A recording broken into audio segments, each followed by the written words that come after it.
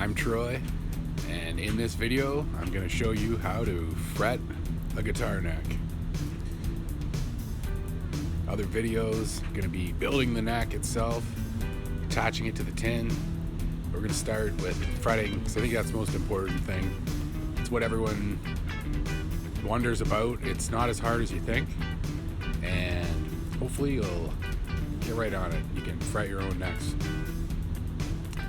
So to start with, we're going to start right away. We've got a neck already built, but with no frets in it. So we're going to start by measuring our scale length on the neck. We always start at the nut. This is going to be a 25.62 scale length fret job. So as you can see, coming down the ruler here, started at 0 at the fret, or 0 at the nut, sorry, and coming down where our saddle goes, that's going to be 25.62 inches from the nut, and we want to draw a line on the neck there. So for comfortable playing position, you want the bridge saddle somewhere past the midpoint of in the body, whatever body you're going to use for this thing. You don't want to be doing all your strumming right up near where the neck joins the tin or your wooden body. So this is more for placement of the tin. You'll want to make sure that the saddle is going to land in the back half of the tin. So once you've established that, then you can put a little mark on there. I do that at the front of the tin, and I put a mark at the back too. Careful not to sand that mark off. It's a handy mark to have on your tin. So laying out the frets, we're gonna put a pencil line right where your nut's going to go. Now if you're with this neck, it's just where the angle breaks for the headstock. That's where we're gonna start. The spacing of the frets, it's very simple. It's you'll be laying a ruler on the fretboard. You can get these numbers off the internet, probably more accurate than the ones I have here. And once you've got that, you can just start marking them off. Be as accurate as you can. It is important that they're in pretty much exactly the right spot.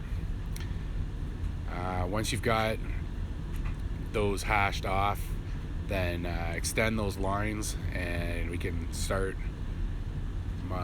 doing the scary stuff, which is actually marking into the fretboard. I use an X-Acto knife to start the fret slot, and a Japanese pull saw, it's a very cheap one, to actually cut the frets. And I can use the teeth on the saw to actually be a bit of a depth gauge, which worked out okay.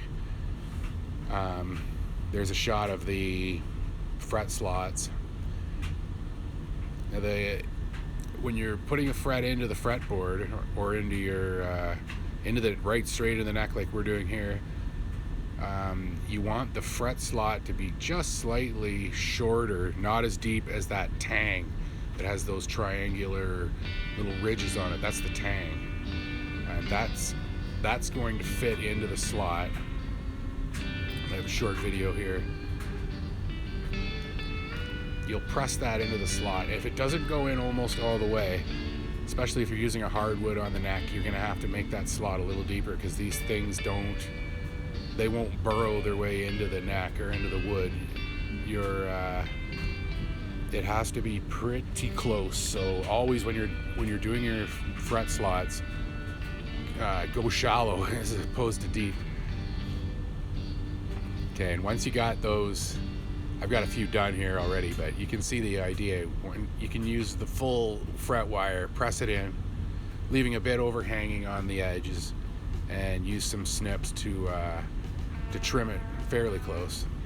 And a rubber mallet, 4 or 5 hits is usually enough to set it. Don't worry about them popping out. You don't have to glue them. If you've cut your slot too wide or too deep and it just won't stay in there, a dab of super glue will hold it in.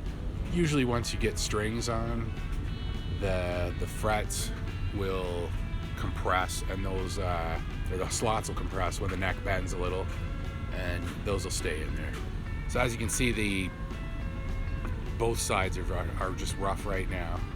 So obviously we have to file those down and get that smooth. I'm just using a flat file. It's attached to a block of wood.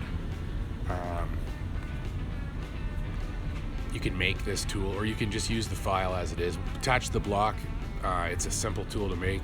If you just glue one onto a block of wood.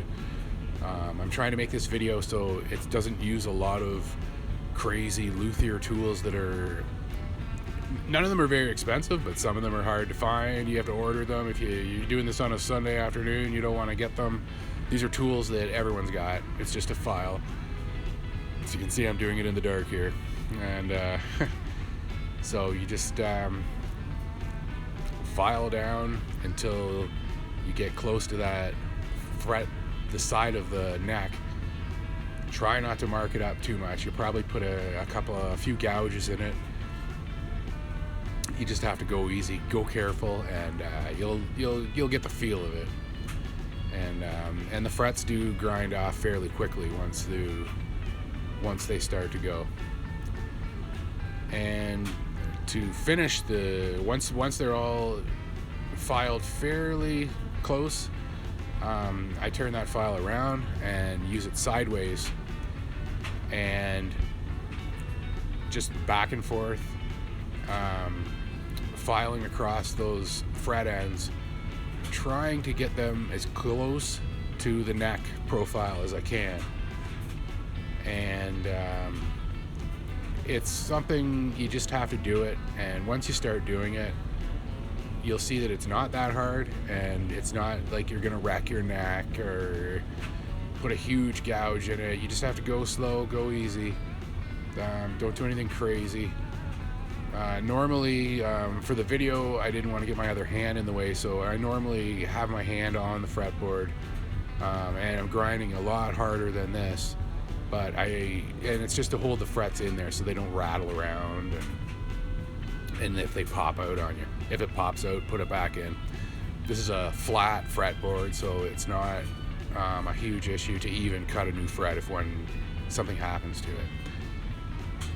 So this is fairly finished idea of what the frets are going to look like. You can see that those tangs are, you don't want any of those sticking out, or they'll catch your finger and it just won't feel good. It won't feel smooth.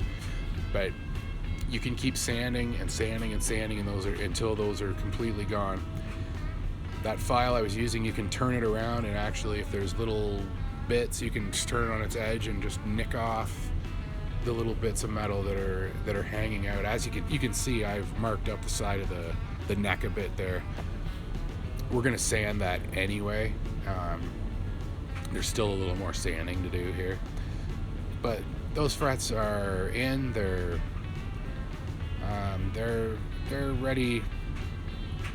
ready to be sanded, and now we can work on the top of the fretboard again.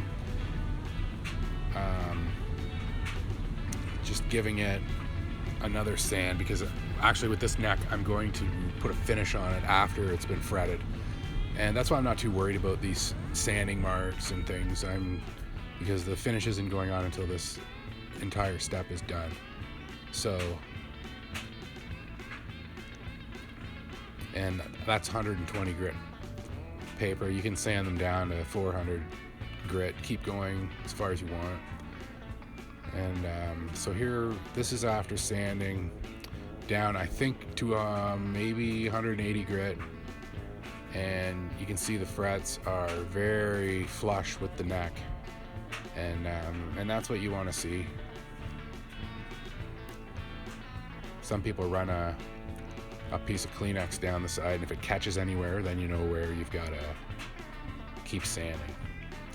But that's pretty much it. You gotta just cut the slots, get the frets in there, and try it and see how it goes. I think you'll find it's a lot easier than you think. Thanks.